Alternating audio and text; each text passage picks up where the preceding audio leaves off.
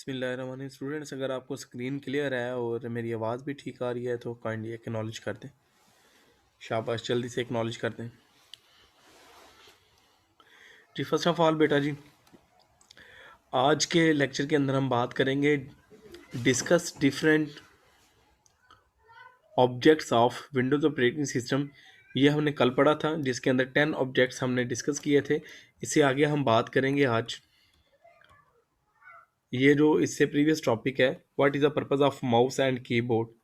ये हमने नहीं करना, इसको क्रॉस कर दें। अकॉर्डिंग टू स्मार्ट सिलेबस शामिल नहीं है।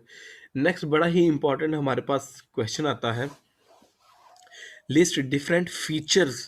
पहले क्या थे? ऑब्जेक्ट्स से, अब क्या है? Feature of Windows 2000।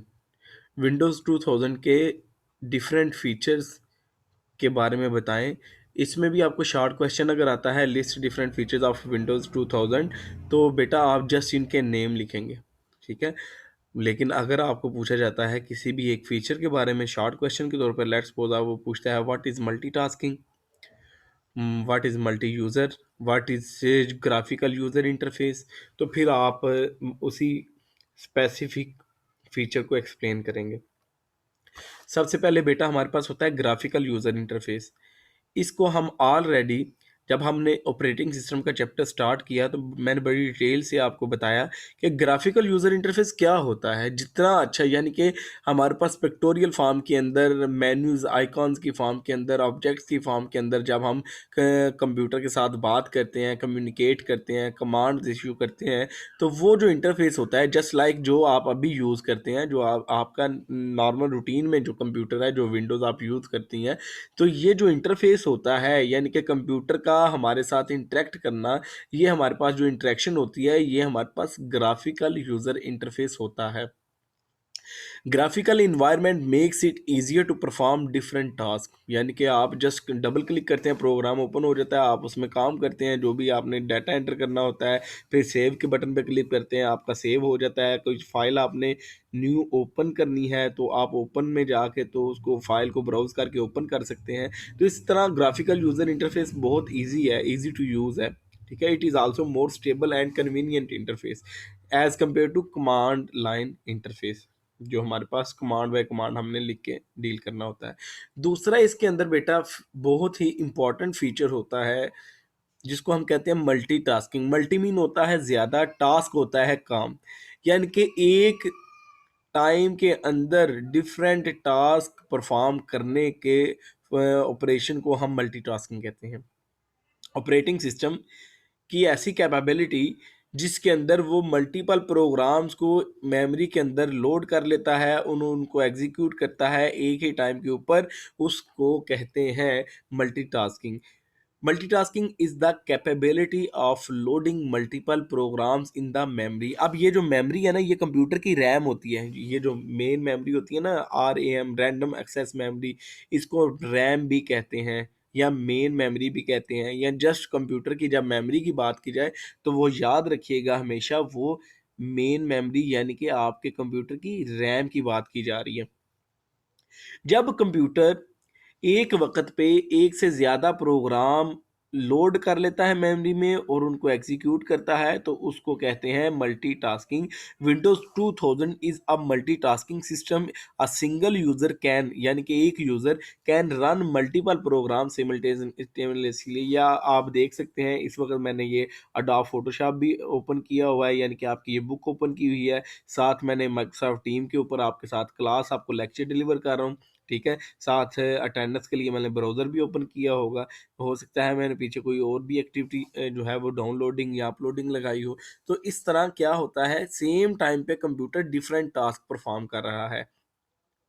The user can edit a document while listening the music, यानी कि इसकी एक एग्जांपल क्या है कि साथ साथ आप माइक्रोसॉफ्ट वर्ड के ऊपर काम भी कर रहे हैं और साथ आपने हैंड फ्री लगाई हुई है और सॉन्ग भी सुन रहे हैं, इंजॉय कर रहे हैं, ठीक है। तो ये आपके पास मल्टीटास्किंग कहलाता है। बड़ा ही इंपॉर्टेंट शॉर्ट क्वेश्चन है, दोबारा आपको ज़रा रिवाइज करवा देता हूँ। मल्टीटास्किंग ऑपरेटिंग सिस्टम की एक ऐसी कैपेबिलिटी होती है जिसके मदद से वो एक वक्त पे मल्टीपल प्रोग्राम्स को मेमोरी में लोड करता है और उनको एग्जीक्यूट करता है। मल्टी यूजर, मल्टी मीन ज्यादा, यूजर मीन एक से ज्यादा यूजर जब होते हैं, it means that many users can use the computer at the same time. एक कंप्यूटर को एक से ज्यादा लोग जब इस्तेमाल, अब जी सवाल आता है सर एक से ज्यादा लोग कैसे इस्तेमाल कर सकते हैं, या तो मैं माउस चलाऊंगी या मेरी बहन चलाएगी, ठीक है। तो ऐसा ऐसा क्या, कोई कंप्यूटर ही कैसा हो सकता है जो इंटरनेट पे रख दिया गया है, नेटवर्क के ऊपर रख दिया गया है और तमाम लोग उसको एक्सेस कर रहे हैं, ऐसा भी तो हो सकता है ना, ठीक है। अब जी it means that many user can use the computer at the same time, ये बात अभी हमारे कॉन्सेप्ट क्लियर नहीं हुआ कि कैसे भाई मल्टीपल यूजर इसको कर सकते हैं, इसको समझते हैं। आगे वो क्या कहता है, these user can be connected to a network over the internet, यानी कि अब इसकी एग्जांपल मैं जो आपको देने जा रहा हूँ ज़रा ध्यान से सुनिएगा। अब मैं जी, आप लोग इस वक्त मेरा कंप्यूटर यूज़ कर रहे हैं, आप कहेंगे सर क्या मजाक कर रहे हैं, आप अपने घर में बैठे हुए हैं, हम आपका कैसे कंप्यूटर यूज़ कर रहे हैं। जी बेटा आप कर रहे हैं मेरा कंप्यूटर यूज़, जी कैसे कर रहे हैं, जी आपको मेरी स्क्रीन नज़र आ रही है, आपका जवाब अभी आएगा एक्नॉलेजमेंट में, जी सर आ रही है। तो आप मेरे मोबाइल की, मेरे लैपटॉप की स्क्रीन यूज़ नहीं कर रही, मेरा डाटा यूज़ हो रहा है, ठीक है, मल्टी यूज़र है। इसी तरह मैं आपको एक्सेस देता हूँ, प्रेजेंटर बनाता हूँ, आप मुझे म्यूट कर देंगी, ठीक है, आप मुझे इससे रिमूव कर देंगी। तो क्या हुआ, आप एक्चुअली तो मुझे, मेरे लैपटॉप को, मेरे सिस्टम को कंट्रोल कर रही है। एक तो मैं डायरेक्ट कंट्रोल कर सकता हूँ, एक आप मुझे कंट्रोल करने लग जाएंगे, ठीक है। तो इस तरह ये जो हमारे पास ओवर द इंटरनेट जब कंप्यूटर को डिफरेंट यूजर जो है एक्सेस कर सकते हैं, तो उसको हम मल्टी यूजर कहते हैं। ये भी विंडोज के अंदर फीचर मौजूद है। Windows 2000 is a multi user operating system, याद रखिएगा।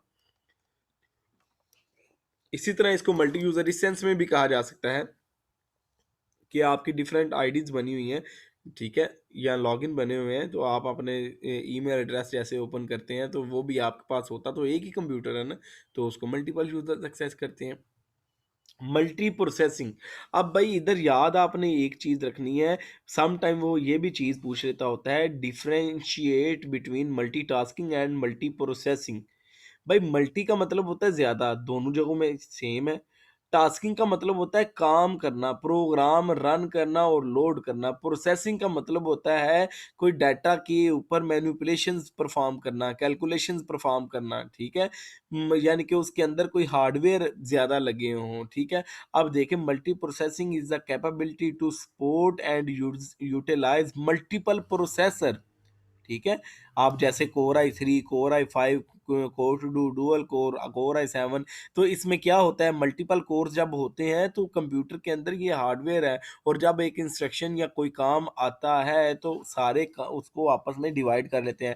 लेट्स सपोज मैं आपको एक टास्क असाइन करता हूँ क्लास को, और मैं कहता हूँ ये ले जी, ये चैलेंजिंग टास्क है, ज़रा 5-5 लोग स्टूडेंट्स आपस में ग्रुप बना लें, और मैं सबको असाइन करता हूँ, देखते हैं कौन सबसे पहले करता है। तो हो सकता है एक काम ज्यादा है, लेकिन आपने जब उसको डिवाइड कर लिया, ठीक है, 5 ब्रेन, अब ब्रेन स्ट्रॉमिंग करेंगे, और जितना एक ने टाइम लेना था वो 5 जब मिल के सोचेंगे, तो हो सकता है उस प्रॉब्लम को जल्दी से जल्दी रिजॉल्व कर सकें। अब जी इसमें कहते हैं कि जब मल्टीपल मल्टीपल प्रोसेसर, यानी कि 2 और more processor can execute different programs at a same time, तो इसको हम क्या कहते हैं, मल्टी प्रोसेसिंग, जिसमें प्रोसेसर, प्रोसेसिंग से आपको याद रखना पड़ेगा processors, when 2 or more than 2 processors execute different programs at a same time, this is called multi processing, ठीक है।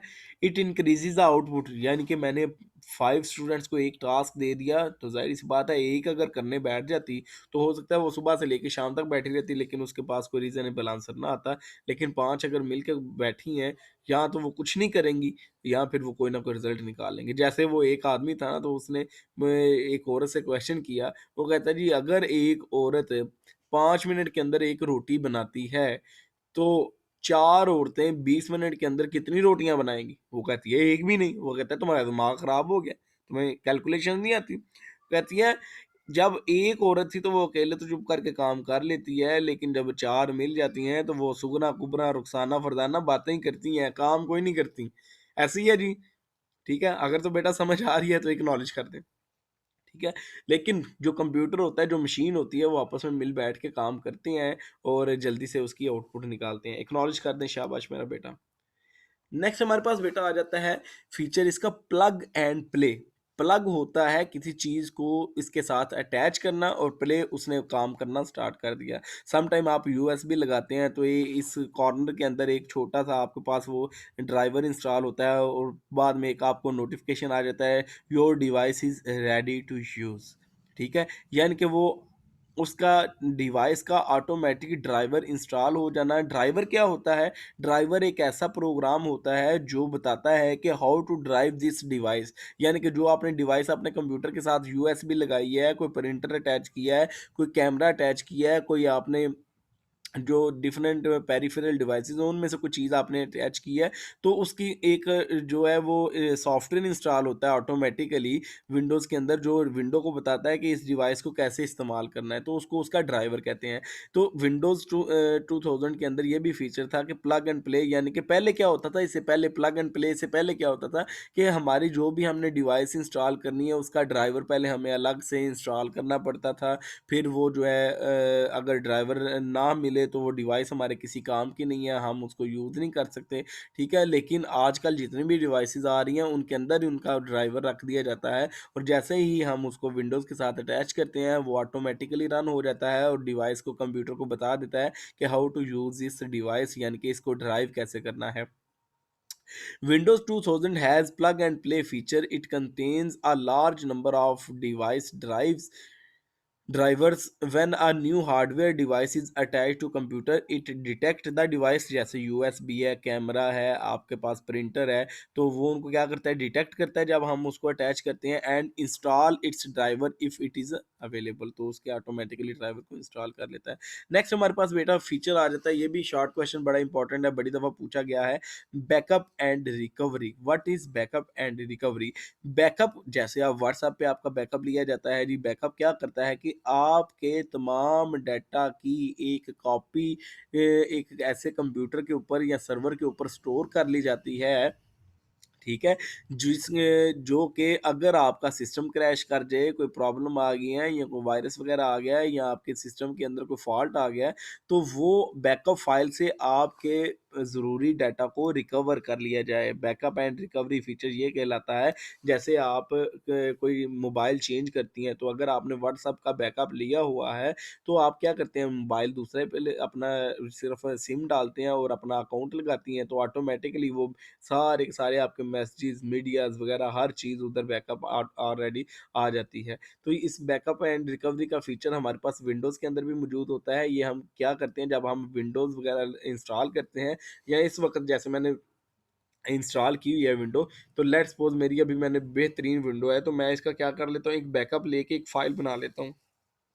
ताकि नेक्स्ट टाइम अगर कोई मेरा सिस्टम क्रैश कर जाता है या कोई ख़राब हो जाता है, तो इतने सॉफ्टवेयर विंडोज़ के बाद मुझे दोबारा करने से बेहतर है कि मैं उसका बैकअप ले लूँ और जैसे ही मैं मतलब वो डेट साथ मेंशन कर दूँ कि फ़लाँ डेट को मैंने बैकअप लिया था और अगर मैंने मेरा सिस्टम क्रैश कर गया है, तो मैंने न्यू विंडो के बजाय मैं क्या करता हूँ, बैकअप इंस्टॉल कर लेता हूँ और सारे के सारे अपने डाटा को रिकवर कर लेता हूँ। उम्मीद है आपको बेटा समझ आ गई होगी। इसको देखते हैं वो क्या कहता है।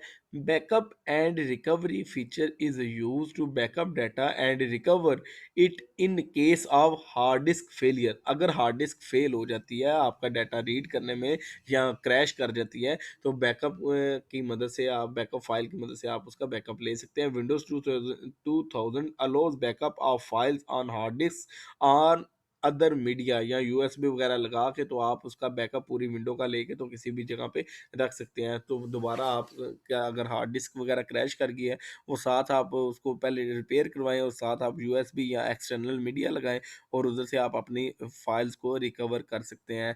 जो भी आपके क्वेश्चन है बेटा, मैं लेक्चर के एंड पे ज़रूर डिस्कस करते हैं, जो भी आपकी क्यूरीज़ हैं। जी, बिल्कुल करते हैं, ठीक है? ये हमारा लास्ट फीचर रह गया है, जो-जो आपके क्वेश्चन्स आ रहे हैं मैं इनको सारे को क्लियर करता हूँ। शाबाश! अभी क्लियर है तो मुझे एक्नॉलेज कर दें। शाबाश! Very good. एक्नॉलेज कर दें, शाबाश! ओके टाइप कर दें। Very good. लास्ट फीचर है जी इसके अंदर हमारा नेटवर्किंग। नेटवर्किंग का आपको बड़ा ज़्यादा पता है, आप ऑलरेडी कंप्यूटर नेटवर्क्स पढ़ चुके हैं। तो Windows 2000 provide networking feature, it provide the facility to establish maintain and troubleshoot a network. तो ये आपके पास थे आज का लेक्चर, और इसको आगे हम थोड़ा सा मज़ीद देखते हैं। अभी मैं दोबारा इसको ज़रा ओवरव्यू दे देता हूँ। हमारे पास 7 फीचर्स हैं जी टोटल। पहला है हमारे पास ग्राफिकल यूज़र इंटरफेस, दूसरा है मल्टीटास्किंग, तीसरा है मल्टी यूज़र, चौथा है हमारे पास मल्टी प्रोसेसिंग, फिर प्लग एंड प्ले, और देन हमारे पास backup and recovery and networking.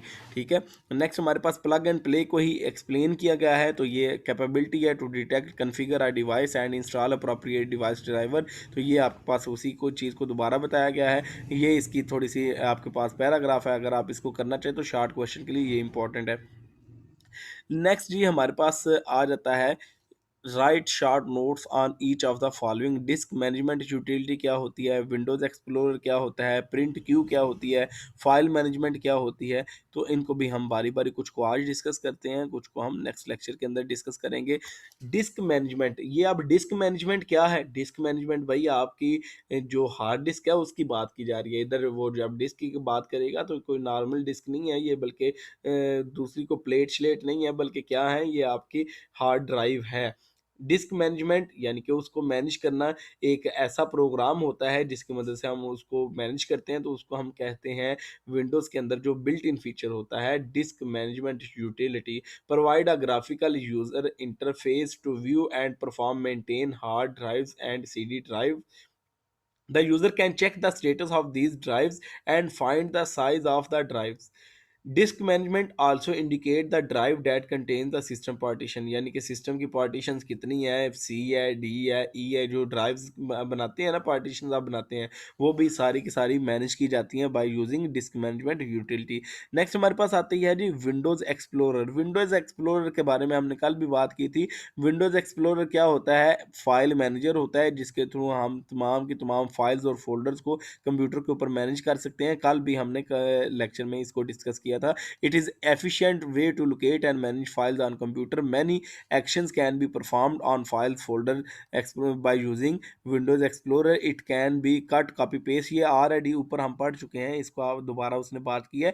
Print Q, जब हम प्रिंट देते हैं ना, लेट्स सपोज मैंने इस पेज का प्रिंट दिया, फिर साथ ही मैंने दूसरे एक और पेज का प्रिंट दिया, तीसरे पेज का, तो प्रिंटर क्या करता है, जिस तरतीब से हम प्रिंट देते हैं, जिस तरतीब से हमने प्रिंट दिए, अगर पेज नंबर 1 मैंने पहले दिया, डॉक्यूमेंट 2 का पेज नंबर 2 मैंने बाद में प्रिंट किया, तो जिस तरतीब से आपने प्रिंट की कमांड दी है वो एक एक लाइन के अंदर उनको लगाता जाता है। जैसे इसके एग्जांपल है कि मुझे टेस्ट चेक करवाने आप सारी आई हैं, टेस्ट कर लिया, तो मैं कहता हूँ भाई ये क्यू बना लें, एक कतार बना लें सब।